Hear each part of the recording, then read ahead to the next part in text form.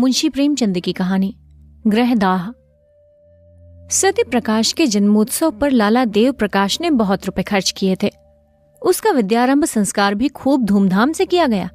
उसके हवा खाने को एक छोटी सी गाड़ी थी। शाम को नौकर उसे टहलाने ले जाता था। एक नौकर उसे पाठशाला पहुंचाने जाता। दिन भर वहीं बैठा रहता और उसे साथ घर लेकर आता। कितना सुशील होनहार बालक था। गोरा मुखड़ा, बड़ी बड़ी आंखें, ऊंचा मस्तक, पतले पतले लाल अधर, भरे हुए पांव।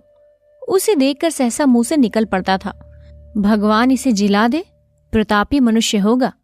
उसकी बल बुद्धि की प्रखरता पर लोगों को आश्चर्य होता था। नित्य उसके मुखचंद्र पर हंसी खेलती रहती थी। किसी ने उसे हठ करते या रोते नहीं देखा। वर्षा के दिन थे।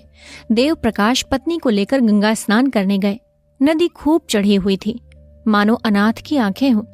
उनकी पत्नी निर्मला जल में बैठकर क्रीड़ा करने लगी। कभी आगे जाती, कभी पीछे जाती, कभी डुबकी मारती, कभी अंजुलियों से छींटे उड़ाती। देव प्रकाश ने कहा, अच्छा अब निकलो, सर्दी हो जाएगी। निर्मला ने कहा, कहो मैं छाती तक पानी में चली जाऊं? और जो कहीं पैर फिसल जाए? पैर क्या फिसलेगा? ये कहकर वो छाती तक पानी में चली गई। पति ने कहा, अच्छा अब आगे पैर न रखना। किंतु निर्मला के सिर पर मौत खेल रही थी। ये जल क्रीड़ा नहीं, मृत्यु क्रीड़ा थी। उसने एक पग और आगे बढ़ाया और फिसल गई। मुंह से एक चीख निकली। दोनों हाथ सहारे के लिए ऊपर उठे और फिर जलमग्न हो गए। एक पल में प्यासी नदी उसे पी गई। देव प्रकाश खड़े तौलिए से देह पोंछ रहे थे। तुरंत पानी में कूदे। सात का कहार भी कूदा। दो मल्लाह भी कूद पड़े। सबने डुबकियां मारी, टटोला, मगर निर्मला का पता न चला। तब डोंगी मंगवाई गई।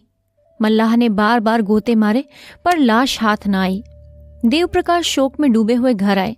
सत्य प्रकाश किसी उपहार की आशा से दौड़ा। पिता ने गोद में उठा लिया और बड़े यत्न करने पर भी अपनी सिसक को रोक न सके। सत्य प्रकाश ने पूछा, अम्मा कहाँ हैं?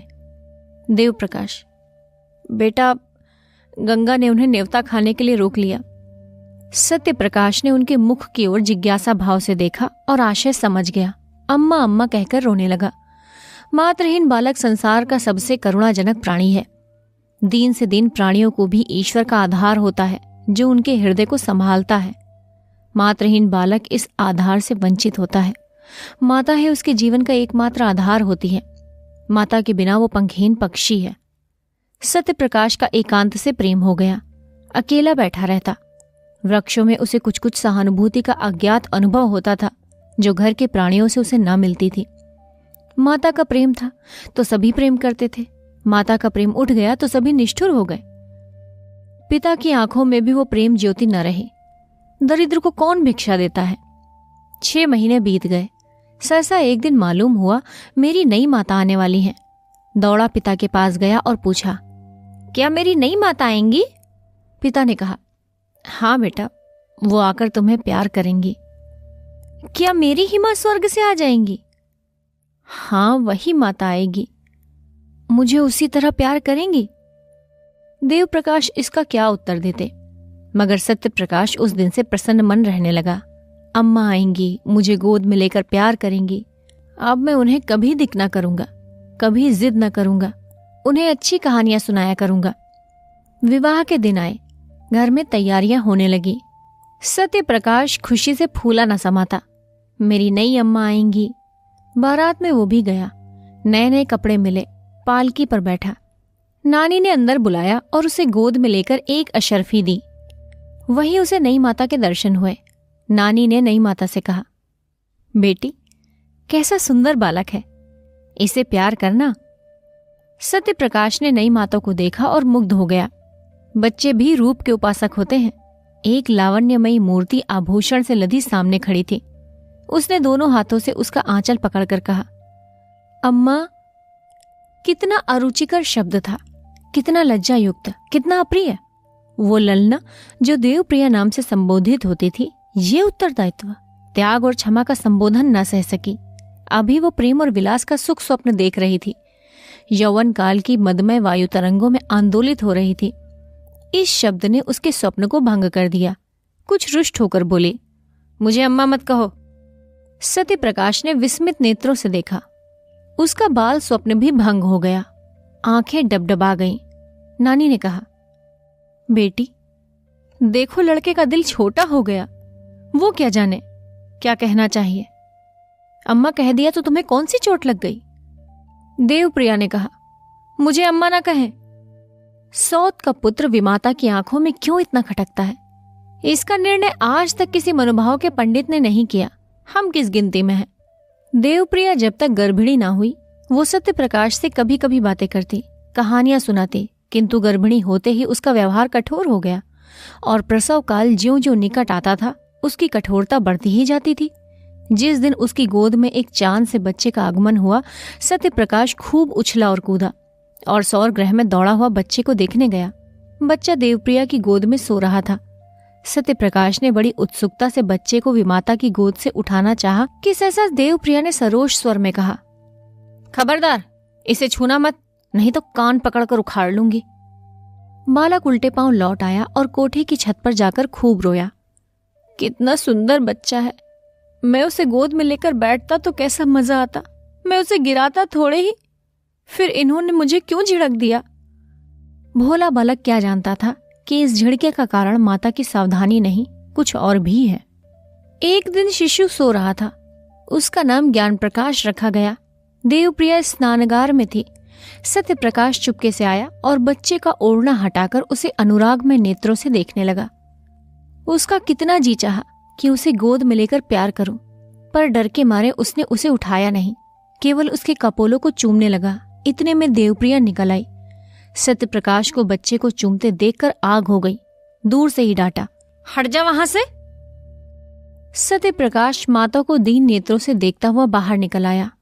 संध्या समय उसके पिता ने पूछा, तुम लल्ला को क्यों रुलाया करते हो? मैं तो उसे कभी नहीं रुलाता, अम्मा खिलाने को नहीं देती।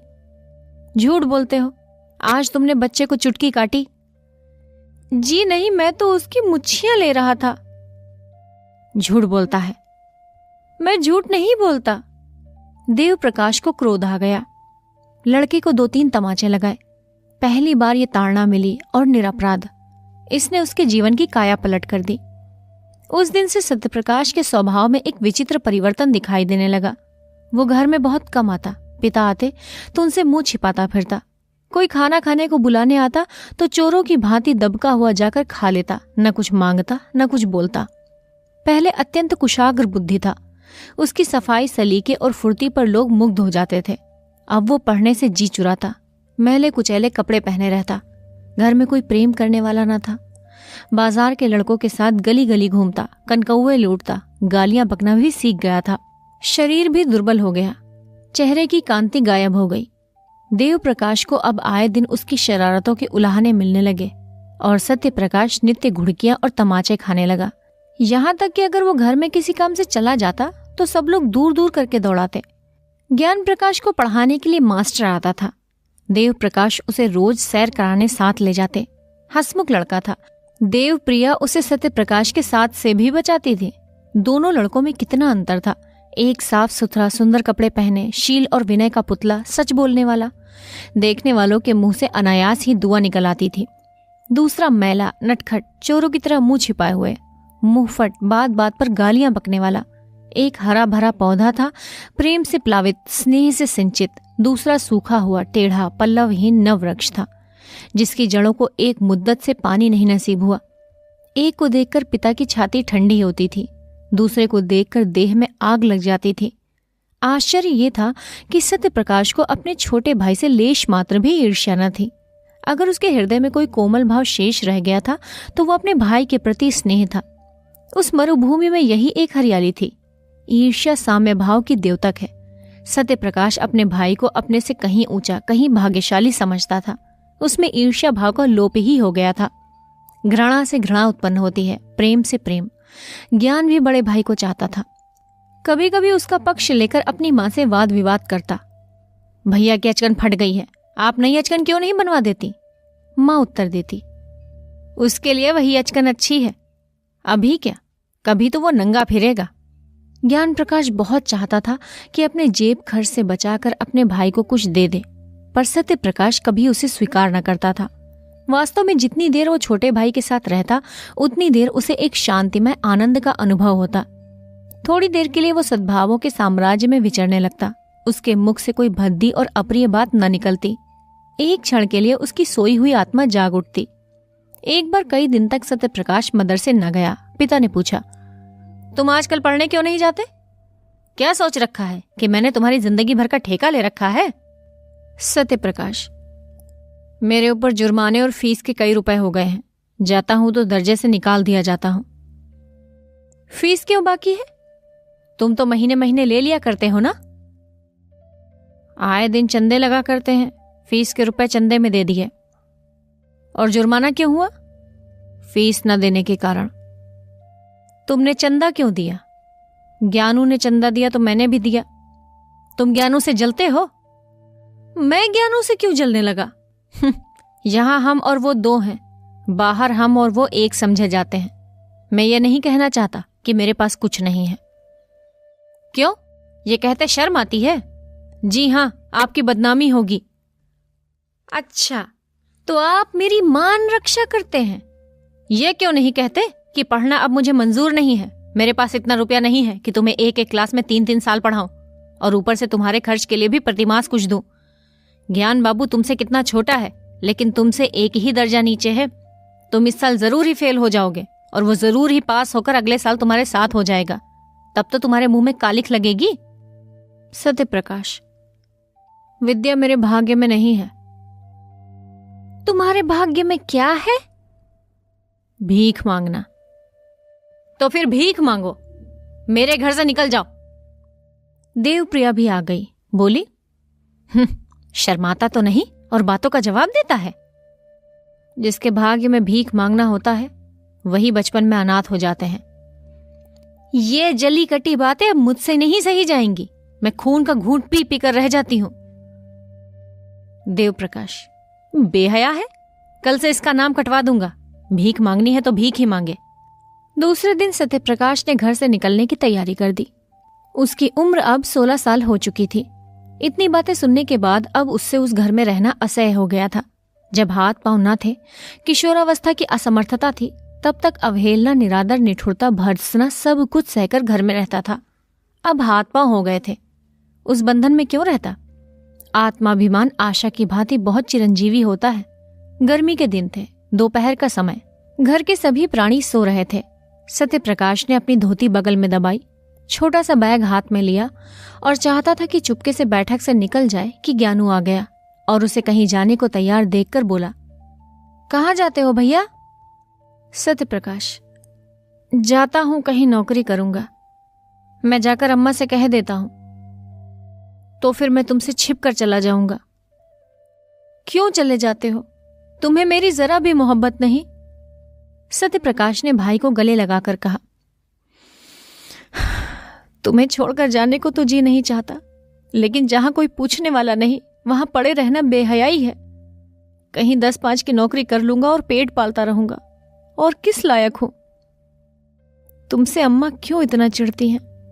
मुझे तुमसे मिलने को मना किया करती हैं। मेरे नसीब खोटे हैं और क्या। तुम पढ़ने लिखने में जी नहीं लगाते। लगता ही नहीं, कैसे लगाऊं? जब कोई परवाह ही नहीं करता तो मैं भी सोचता हूं यही ना होगा, ठोकर खाऊंगा बला से। मुझे भूल तो न जाओगे? मैं तुम्हारे पास खत लिखा करूंगा। मुझे भी एक बार अपने यहां बुलाना। तुम्हारे स्कूल के पते से चिट्ठी लिखूंगा। ज्ञान प्रकाश रोते रोते, मुझे ना जाने क्यों तुम्हारी बड़ी मोहब्बत लगती है। मैं तुम्हें सदैव याद रखूंगा। ये कहकर उसने फिर भाई को गले लगा लिया और घर से निकल पड़ा। पास एक कौड़ी भी न थी और वो कलकत्ते जा रहा था। सत्यप्रकाश कलकत्ते क्यों कर पहुंचा, इसका वृत्तांत लिखना व्यर्थ है। युवकों में दुस्साहस की मात्रा अधिक होती है। वे हवा के किले बना सकते हैं, धरती पर नाव चला सकते हैं। कठिनाइयों की उन्हें कुछ परवाह नहीं होती। अपने ऊपर असीम विश्वास होता है। कलकत्ते पहुंचना ऐसा कष्ट साध्य न था। सत्यप्रकाश चतुर युवक था। पहले ही उसने निश्चय कर लिया था कि कलकत्ते में क्या करूंगा, कहाँ रहूंगा। उसके बैग में लिखने की सामग्री मौजूद थी। बड़े शहर में जीविका का प्रश्न कठिन भी है और सरल भी। सरल है उनके लिए जो हाथ से काम करते हैं, कठिन है उनके लिए जो कलम से काम करते हैं। सत्य प्रकाश मजदूरी करना नीच काम समझता था। उसने एक धर्मशाला में असबाब रखा। बाद में शहर के मुख्य स्थानों का निरीक्षण करके एक डाकखाने के सामने लिखने का सामान लेकर बैठ गया और अपढ़ मजदूरों की चिट्ठियां, मनी ऑर्डर आदि लिखने लगा। पहले कई दिन तक तो उसको इतने पैसे न मिले कि भरपेट भोजन करता, लेकिन धीरे धीरे आमदनी बढ़ने लगी। वो मजदूरों में इतने विनय के साथ बातें करता और उनके समाचार इतने विस्तार से लिखता कि बस वे पत्र को सुनकर प्रसन्न होते। अशिक्षित लोग एक ही बात को 2-2, 3-3 बार लिखाते हैं। उनकी दशा ठीक रोगियों की सी होती है, जो वैद्य से अपनी व्यथा और वेदना का वृत्तांत कहते नहीं थकते। सत्य प्रकाश सूत्र को व्याख्या की रूप देकर मजदूरों को मुग्ध कर देता था। एक संतुष्ट होकर जाता तो अपने कई अन्य भाइयों को खोज लाता। एक ही महीने पर एक छोटी सी कोठरी ले ली। एक जून खाता, बर्तन अपने हाथों से धोता, जमीन पर सोता। उसे अपने निर्वासन पर जरा भी खेद और दुख न था। घर के लोगों की कभी याद ना आती। वो अपनी दशा से संतुष्ट था। केवल ज्ञान प्रकाश की प्रेमयुक्त बातें न भूलती। अंधकार में यही एक प्रकाश था। विदाई का अंतिम दृश्य आंखों के सामने फिरा करता। जीविका से निश्चिंत होकर उसने ज्ञान प्रकाश को एक पत्र लिखा। उत्तर आया तो उसके आनंद की सीमा न रही। ज्ञानू मुझे याद करके रोता है, मेरे पास आना चाहता है, स्वास्थ्य अच्छा नहीं है। प्यासे को पानी से जो तृप्ति होती है, वही तृप्ति इस पत्र से सत्यप्रकाश को हुई। मैं अकेला नहीं हूं, कोई मुझे भी चाहता है, मुझे भी याद करता है। उसी दिन से सत्यप्रकाश को ये चिंता हुई कि ज्ञान के लिए कोई उपहार भेजूं। युवकों को मित्र बहुत जल्द मिल जाते हैं। सत्यप्रकाश को भी कई युवकों से मित्रता हो गई थी। उनके साथ कई बार सिनेमा देखने गया। कई बार बूटी, भंग, शराब, कबाब की भी ठहरी। आईना, तेल, कंघी का शौक भी पैदा हुआ। जो कुछ पाता उड़ा देता। बड़े वेग से नैतिक पतन और शारीरिक विनाश की ओर दौड़ा चला जाता था। इस प्रेम पत्र ने उसके पैर पकड़ लिए। उपहार के प्रयास ने इस दुर्व्यसनों को तिरोहित करना शुरू किया। सिनेमा का चस्का छूटा। मित्रों को हीले हवाले करके टालने लगा। भोजन भी रूखा सूखा करने लगा। धन संचय की चिंता ने सारी इच्छाओं को परास्त कर दिया। उसने निश्चय किया कि अच्छी सी घड़ी भेजूं। उसका दाम कम से कम 40 रुपए होगा। अगर 3 महीने तक 1 कौड़ी का भी अपव्यय ना करूं तो घड़ी मिल सकती है। ज्ञानू घड़ी देखकर कैसा खुश होगा। अम्मा और बाबूजी भी देखेंगे। उन्हें मालूम हो जाएगा कि मैं भूखों नहीं मर रहा हूं। किफायत की धुन में वो बहुधा दिया बत्ती भी ना करता। बड़े सवेरे काम करने चला जाता और सारे दिन 2-4 पैसे की मिठाई खाकर काम करता रहता। उसके ग्राहकों की संख्या दिन दूनी होती जाती थी। चिट्ठी पत्री के अतिरिक्त अब उसने तार लिखने का भी अभ्यास कर लिया था। 2 ही महीने में उसके पास 50 रुपए एकत्र हो गए और जब घड़ी के साथ सुनहरी चेन का पार्सल बनाकर ज्ञानू के नाम भेज दिया तो उसका चित्त इतना उत्साहित था मानो किसी निसंतान पुरुष के बालक हुआ हो। घर कितनी कोमल, पवित्र, मनोहर स्मृतियों को जागृत कर देता है। ये प्रेम का निवास स्थान है। प्रेम ने बहुत तपस्या करके ये वरदान पाया है। किशोरावस्था में घर माता पिता, भाई बहन, सखी सहेली के प्रेम की याद दिलाता है। प्रौढ़ावस्था में गृहिणी और बाल बच्चों के प्रेम की। यही वो लहर है जो मानव जीवन मात्र को स्थिर रखता है, उसे समुद्र की वेगवती लहरों में बहने और चट्टानों से टकराने से बचाता है। यही वो मंडप है जो जीवन को समस्त विघ्न बाधाओं से सुरक्षित रखता है। सत्यप्रकाश का घर कहाँ था? वो कौन सी शक्ति थी जो कलकत्ते के विराट प्रलोभनों से उसकी रक्षा करती थी? माता का प्रेम, पिता का स्नेह, बाल बच्चों की चिंता? नहीं, उनका रक्षक, उद्धारक, उसका पारितोषिक केवल ज्ञान प्रकाश का स्नेह था। उसी के निमित्त वो 1-1 पैसे की किफायत करता था। उसी के लिए वो कठिन परिश्रम करता था और धनोपार्जन के लिए नए नए उपाय सोचता था। उसे ज्ञान प्रकाश के पत्रों से मालूम हुआ कि इन दिनों देव प्रकाश की आर्थिक स्थिति अच्छी नहीं है। वे एक घर बनवा रहे हैं जिसमें व्यय अनुमान से अधिक हो जाने के कारण ऋण लेना पड़ा है। इसलिए अब ज्ञान प्रकाश को पढ़ाने के लिए घर पर मास्टर नहीं आता। तब से सत्य प्रकाश प्रतिमाह ज्ञानू के पास कुछ न कुछ भेज देता था। वो अब केवल पत्र लेखक न था, लिखने के सामान की एक छोटी सी दुकान भी उसने खोल ली थी। इससे अच्छी आमदनी हो जाती थी। इस तरह 5 वर्ष बीत गए। रसिक मित्रों ने जब देखा कि अब ये हत्थे नहीं चढ़ता तो उसके पास आना जाना छोड़ दिया। संध्या का समय था। देव प्रकाश अपने मकान में बैठे देवप्रिया से ज्ञान प्रकाश के विवाह के संबंध में बातें कर रहे थे। ज्ञानू अब 17 वर्ष का सुंदर युवक था। बाल विवाह के विरोधी होने पर भी देव प्रकाश अब इस शुभ मुहूर्त को न टाल सकते थे, विशेषतः जब कोई महाशय 50,000 रुपए दहेज देने को प्रस्तुत हो। देव प्रकाश, मैं तो तैयार हूं, लेकिन तुम्हारा लड़का भी तो तैयार हो। तुम बातचीत पक्की कर लो, वो तैयार हो ही जाएगा। सभी लड़के पहले नहीं करते हैं। ज्ञानू का इनकार केवल संकोच का इनकार नहीं है, वो सिद्धांत का इनकार है। वो साफ साफ कह रहा है कि जब तक भैया का विवाह ना होगा मैं अपना विवाह करने पर राजी नहीं हूं। उसकी कौन चलावे? वहां कोई रखेली रख ली होगी, विवाह क्यों करेगा? वहां कोई देखने जाता है?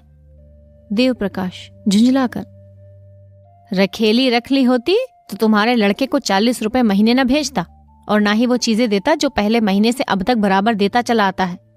ना जाने क्यों तुम्हारा मन उसकी ओर से इतना मैला हो गया। चाहे वो जान निकाल कर भी दे दे, लेकिन तुम ना पसीजोगी। देवप्रिया नाराज होकर चली गई। देव प्रकाश उससे यही कहलाना चाहते थे कि पहले सत्यप्रकाश का विवाह करना उचित है, किंतु वो कभी इस प्रसंगों को आने ही ना देती थी। स्वयं देव प्रकाश की यह हार्दिक इच्छा थी कि पहले बड़े लड़के का विवाह करें, पर उन्होंने भी आज तक सत्यप्रकाश को कोई पत्र न लिखा था। देवप्रिया के चले जाने के बाद उन्होंने आज पहली बार सत्यप्रकाश को पत्र लिखा। पहले इतने दिनों तक चुपचाप रहने की क्षमा मांगी, तब उसे एक बार घर आने का प्रेमाग्रह किया। लिखा, अब मैं कुछ ही दिनों का मेहमान हूं। मेरी अभिलाषा है कि तुम्हारा और तुम्हारे छोटे भाई का विवाह देख लूं। मुझे बहुत दुख होगा यदि तुम मेरी विनय स्वीकार न करोगे। ज्ञान प्रकाश के असमंजस की बातें भी लिखी। अंत में इस बात पर जोर दिया कि किसी और विचार से नहीं, ज्ञानों के प्रेम के नाते ही तुम्हें इस बंधन में पड़ना होगा। सत्य प्रकाश को यह पत्र मिला तो उसे बहुत खेद हुआ। मेरे भातर स्नेह का यह परिणाम होगा, मुझे मालूम न था। इसके साथ ही उसे यह ईर्ष्या में आनंद हुआ कि अम्मा और दादा को अब कुछ मानसिक पीड़ा होगी। मेरी उन्हें क्या चिंता थी? मैं तो मर भी जाऊं तो भी उनकी आंखों में आंसू ना आए। 7 वर्ष हो गए, कभी भूल कर भी पत्र ना लिखा कि मरा है या जीता है। अब कुछ चेतावनी मिलेगी। ज्ञान प्रकाश अंत में विवाह करने पर राजी तो हो जाएगा, लेकिन सहज में नहीं। कुछ न हो तो मुझे तो एक बार अपने इनकार के कारण लिखने का अवसर मिला। ज्ञानू को मुझसे प्रेम है, लेकिन उसके कारण मैं पारिवारिक अन्याय का दोषी न बनूंगा। हमारा पारिवारिक जीवन संपूर्णतः अन्यायमय है। ये कुमति और वैमनस्य, क्रूरता और नृशंसता का बीजारोपण करता है। इसी माया में फंसकर मनुष्य अपनी संतान का शत्रु हो जाता है। ना, मैं आंखों देखकर ये मक्खी न निगलूंगा। मैं ज्ञानू को समझाऊंगा अवश्य। मेरे पास जो कुछ जमा है वो सब उसके विवाह के निमित्त अर्पण भी कर दूंगा। बस इससे ज्यादा मैं और कुछ नहीं कर सकता। अगर ज्ञानू भी अविवाहित रहे तो संसार कौन सूना हो जाएगा। ऐसे पिता का पुत्र क्या वंश परंपरा का पालन न करेगा? क्या उसके जीवन में फिर वही अभिनय न दोहराया जाएगा जिसने मेरा सर्वनाश कर दिया? दूसरे दिन सत्यप्रकाश ने 500 रुपए पिता के पास भेजे और पत्र का उत्तर लिखा कि मेरा अहोभाग्य जो मुझे आपने याद किया। ज्ञानू का विवाह निश्चित हो गया, इसकी बधाई। इन रुपयों से नववधू के लिए कोई आभूषण बनवा दीजिएगा। रही मेरे विवाह की बात, मैंने अपनी आंखों से जो कुछ देखा है और मेरे सिर पर जो कुछ बीता है, उस पर ध्यान देते हुए भी यदि मैं कुटुंब पास में फंसूं तो मुझसे बड़ा उल्लू संसार में न होगा। मुझे आशा है कि आप मुझे क्षमा करेंगे। विवाह की चर्चा ही से मेरे हृदय को आघात पहुंचता है। दूसरा पत्र ज्ञान प्रकाश को लिखा कि माता पिता की आज्ञा को सिरोधार्य करो। मैं अपढ़, मूर्ख, बुद्धिहीन आदमी हूं। मुझे विवाह करने का कोई अधिकार नहीं। मैं तुम्हारे विवाह के शुभोत्सव में सम्मिलित न हो सकूंगा, लेकिन मेरे लिए इससे बढ़कर आनंद और संतोष का विषय नहीं हो सकता। देव प्रकाश ये पढ़कर अवाक रह गए। फिर आग्रह करने का साहस ना हुआ। देवप्रिया ने नाक सिकोड़कर कहा, ये लौंडा देखने को सीधा है जहर का बुझाया हुआ। कैसा 100 कोस से बैठा हुआ बर्छियों से छेद कर रहा है। किंतु ज्ञान प्रकाश ने यह पत्र पढ़ा तो उसे मर्माघात पहुंचा। दादा और अम्मा के अन्याय ने ही उसे ये भीषण व्रत धारण करने पर बाध्य किया है। इन्हीं ने उसे निर्वासित किया है, और शायद सदा के लिए। ना जाने अम्मा को उनसे क्यों इतनी जलन हुई।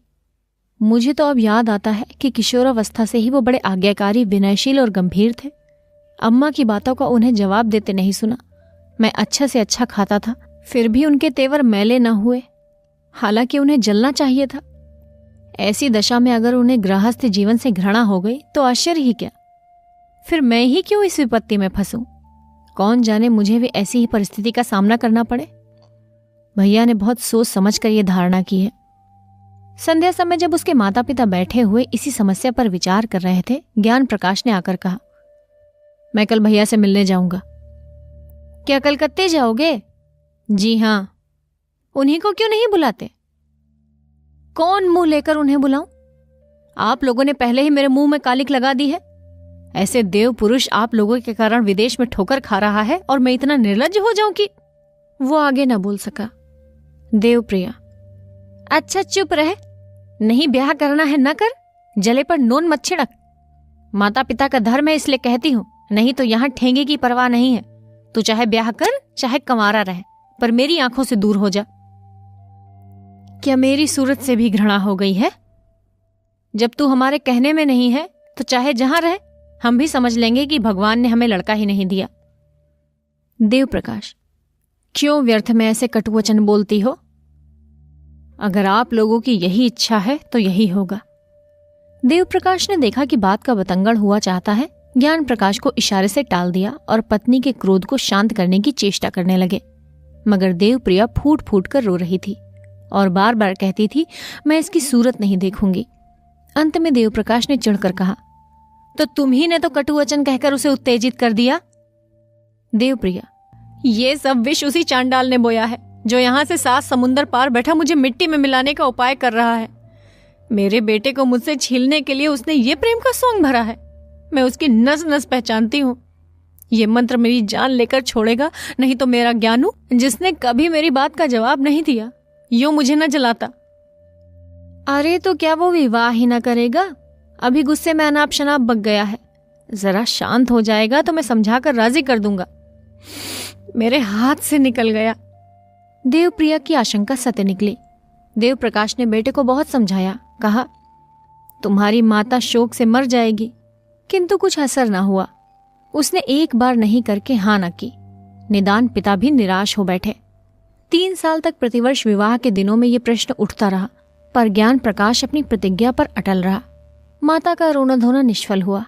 हाँ, उसने माता की एक बात मान ली, वो भाई से मिलने कलकत्ते न गया। 3 साल में घर में बड़ा परिवर्तन हो गया। देवप्रिया की 3 कन्याओं का विवाह हो गया। अब घर में उसके सिवा कोई स्त्री न थी। सूना घर उसे फाड़े खाता था। जब वो नैराश्य और क्रोध से पागल हो जाती तो सत्य प्रकाश को जी भरकर कोसती, मगर दोनों भाइयों में प्रेम पत्र व्यवहार बराबर होता रहता था। देवप्रकाश के स्वभाव में एक विचित्र उदासीनता प्रकट होने लगी। उन्होंने पेंशन ले ली थी और प्रायः धर्म ग्रंथों का अध्ययन किया करते थे। ज्ञान प्रकाश ने भी आचार्य की उपाधि प्राप्त कर ली थी और एक विद्यालय के अध्यापक हो गए थे। देवप्रिया अब संसार में अकेली थी। देवप्रिया अपने पुत्र को गृहस्थी की ओर खींचने के लिए नित्य टोने टोटके किया करती। बिरादरी में कौन सी सुंदर कन्या है, गुणवती है, सुशिक्षिता है, उसका बखान किया करती। पर ज्ञान प्रकाश को इन बातों को सुनने की भी फुर्सत न थी। मोहल्ले के और घरों में नित्य ही विवाह होते रहते थे। बहुएं आती थीं और उनकी गोद में बच्चे खेलने लगते थे। घर गुलजार हो जाता था। कहीं विदाई होती थी, कहीं बधाइयां आती थीं, कहीं गाना बजाना होता था, कहीं बाजे बजते थे। ये चहल पहल देखकर देवप्रिया का चित्त चंचल हो जाता। उसे मालूम होता, मैं संसार में सबसे अभागिनी हूं, मेरे भाग्य में ये सुख भोगना नहीं बदा है।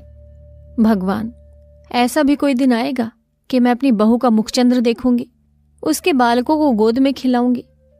वो भी कोई दिन होगा कि मेरे घर में भी आनंदोत्सव के मधुर गान की ताने उठेंगी। रात दिन यही बातें सोचते सोचते देवप्रिया की दशा उन्मादिनी की सी हो गई। आप ही आप सत्यप्रकाश को कोसने लगती। वही तो मेरे प्राणों का घातक है। तल्लीनता उन्माद का प्रधान गुण है। तल्लीनता अत्यंत रचनाशील होती है।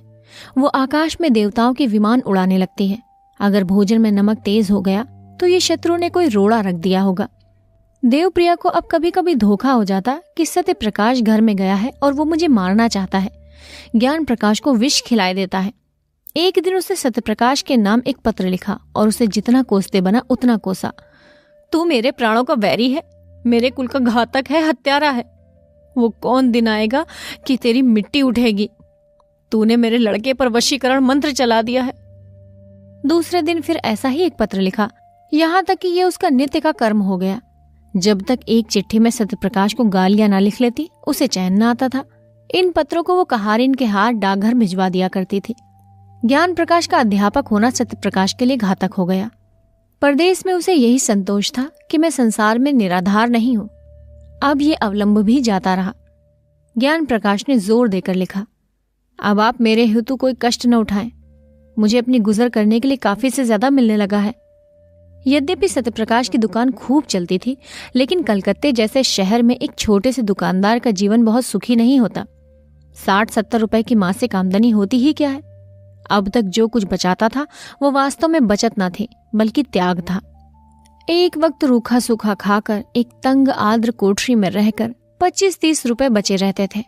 अब दोनों वक्त भोजन करने लगा, कपड़े भी जरा साफ पहनने लगा, मगर थोड़े ही दिनों में उसके खर्च में औषधियों की एक मद बढ़ गई और फिर पहले की सी दशा हो गई। बरसों तक शुद्ध वायु, प्रकाश और पुष्टिकर भोजन से वंचित रहकर अच्छे से अच्छा स्वास्थ्य भी नष्ट हो सकता है। सत्य प्रकाश को भी अरुचि, मंदाग्नि आदि रोगों ने आ घेरा। कभी कभी ज्वर भी आ जाता। युवावस्था में आत्मविश्वास होता है, किसी अवलंब की परवाह नहीं होती। वयोवृद्धि दूसरों का मुंह ताकती है और आश्रय ढूंढती है। सत्य प्रकाश पहले सोता तो एक ही करवट में सबेरा हो जाता। कभी बाजार से पूरियां लेकर खा लेता, कभी मिठाइयों पर टाल देता। पर अब रात को अच्छी नींद ना आती, बाजारी भोजन से घृणा होती। रात को घर आता तो थककर चूर चूर हो जाता। रात को जब किसी तरह नींद ना आती तो उसका मन किसी से बातें करने को लालायित होने लगता। पर वहां निशा अंधकार के सिवा और कौन था। दीवालों के कान चाहे हो, मुंह नहीं होता। इधर ज्ञान प्रकाश के पत्र भी अब कम आते थे, और वो भी रूखे। उनमें अब हृदय के सरल उद्गारों का लेश भी न होता। सत्य प्रकाश अब भी वैसे ही भाव में पत्र लिखता था, पर एक अध्यापक के लिए भावुकता कब शोभा देती है। शनैः शनैः सत्य प्रकाश को भ्रम होने लगा कि ज्ञान प्रकाश भी मुझसे निष्ठुरता करने लगा। नहीं तो क्या मेरे पास 2-4 दिन के लिए आना असंभव था। मेरे लिए तो घर का द्वार बंद है, पर उसे कौन सी बाधा है। उस गरीब को क्या मालूम था कि यहाँ ज्ञान प्रकाश ने माता पिता से कलकत्ते न जाने की कसम खा ली है। इस भ्रम ने उसे और भी हताश कर दिया। शहरों में मनुष्य बहुत होते हैं, पर मनुष्यता बिरले ही होती है। सत्य प्रकाश उस बहुसंख्यक स्थान में भी अकेला था। उसके मन में अब एक नई आकांक्षा अंकुरित हुई। क्यों न घर लौट चलो, किसी संगिनी के प्रेम में क्यों न शरण लूं। वो सुख और शांति और कहाँ मिल सकती है। मेरे जीवन की निराशा अंधकार को और कौन ज्योति आलोकित कर सकती है। वो इस आवेग को अपनी संपूर्ण विचार शक्ति से रोकता। जिस भांति किसी बालक को घर में रखी हुई मिठाइयों की याद बार बार खेल से घर खींच लाती है, उसी तरह उसका चित्त भी बार बार उन्हीं मधुर चिंताओं में मग्न हो जाता था। वो सोचता, मुझे विधाता ने सब सुख से वंचित कर दिया है, नहीं तो मेरी दशा ऐसी हीन क्यों होती। मुझे ईश्वर ने बुद्धि न दी थी क्या मैं श्रम से जी चुराता था। अगर बालपन में ही मेरे उत्साह और अभिरुचि पर तुषार न पड़ गया होता, मेरी बुद्धि शक्तियों का गला न घोट दिया गया होता, तो आज मैं भी आदमी होता। पेट पालने के लिए इस विदेश में न पड़ा रहता। नहीं, मैं अपने ऊपर ये अत्याचार न करूंगा। महीनों तक सत्य प्रकाश के मन और बुद्धि में यह संग्राम होता रहा। एक दिन वो दुकान से आकर चूल्हा जलाने जा रहा था कि डाकिये ने पुकारा। ज्ञान प्रकाश के सिवा उसके पास और किसी के पत्र न आते थे। आज ही उसका पत्र आ चुका था। ये दूसरा पत्र क्यों? किसी अनिष्ट की आशंका हुई। पत्र लेकर पढ़ने लगा। एक क्षण में पत्र उसके हाथ से छूटकर गिर पड़ा था और वो सिर थामकर बैठ गया कि जमीन पर न गिर पड़े। ये देवप्रिया की विषयुक्त लेखनी से निकला हुआ जहर का प्याला था, जिसने एक पल में संज्ञाहीन कर दिया। उसकी सारी मर्मांतक व्यथा, क्रोध, नैराश्य, कृतज्ञता, ग्लानि केवल एक ठंडी सांस में समाप्त हो गई।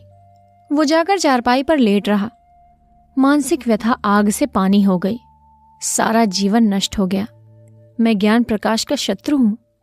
मैं इतने दिनों से केवल उसके जीवन को मिट्टी में मिलाने के लिए ही प्रेम का स्वांग भर रहा हूं। भगवान, तुम इसके साक्षी हो। दूसरे दिन भी देवप्रिया का पत्र पहुंचा। सत्य प्रकाश ने उसे लेकर फाड़ डाला। पढ़ने की हिम्मत न पड़ी। एक ही दिन पीछे तीसरा पत्र पहुंचा। उसका भी वही अंत हुआ।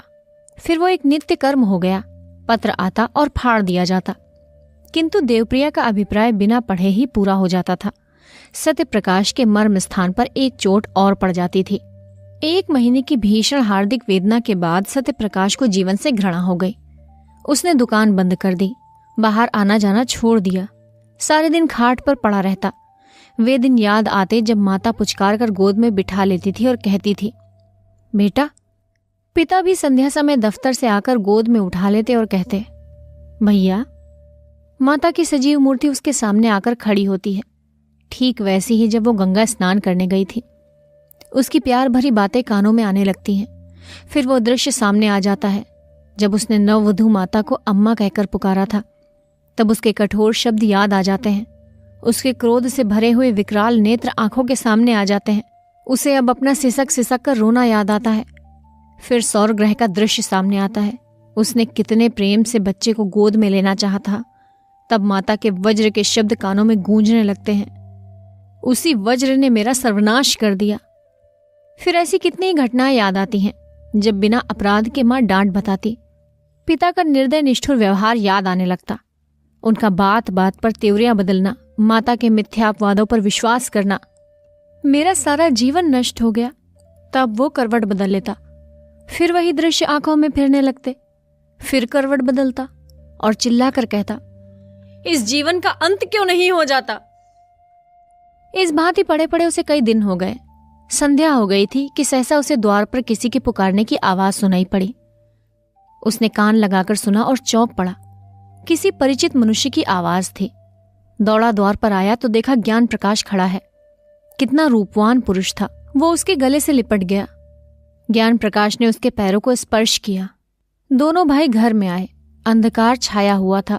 घर की यह दशा देखकर ज्ञान प्रकाश, जो अब तक अपने कंठ से आवेग को रोके हुए था, रो पड़ा। सत्य प्रकाश ने लालटेन जलाई। घर क्या था, भूत का डेरा था। सत्य प्रकाश ने जल्दी से एक कुर्ता गले में डाल लिया। ज्ञान प्रकाश भाई का जर्जर शरीर, पीला मुख, बुझी हुई आंखें देखता और रोता था। सत्य प्रकाश ने कहा, मैं आजकल बीमार हूं। वो तो देख ही रहा हूं। तुमने अपने आने की सूचना भी ना दी। मकान का पता कैसे चला? सूचना तो दी थी, आपको पत्र ना मिला होगा। अच्छा, हाँ दी होगी। पत्र दुकान में डाल आया होगा। मैं इधर कई दिनों से दुकान नहीं गया। घर में सब कुशल है? माताजी का देहांत हो गया। अरे, क्या बीमार थी? जी नहीं। मालूम नहीं क्या खा लिया, इधर उन्हें उन्माद सा हो गया था। पिताजी ने कुछ कटु वचन कहे थे, शायद इसी पर कुछ खा लिया। पिताजी तो कुशल से हैं? हाँ, अभी मरे नहीं हैं। क्या बहुत बीमार हैं? माता ने विष खा लिया तो वे उनका मुंह खोलकर दवा पिला रहे थे। माताजी ने जोर से उनकी 2 उंगलियां काट ली। वही विष उनके शरीर में पहुंच गया। तब से सारा शरीर सूज आया है। अस्पताल में पड़े हैं। किसी को देखते हैं तो काटने दौड़ते हैं। बचने की आशा नहीं है। सत्य प्रकाश, तब तो सब घर चौपट हो गया। ज्ञान प्रकाश, ऐसे घर को अब से बहुत पहले चौपट हो जाना चाहिए था। तीसरे दिन दोनों भाई प्रातःकाल कलकत्ते से विदा होकर चल दिए। मुंशी प्रेमचंद की कहानी ग्रहदाह। कथावाचक सोनम।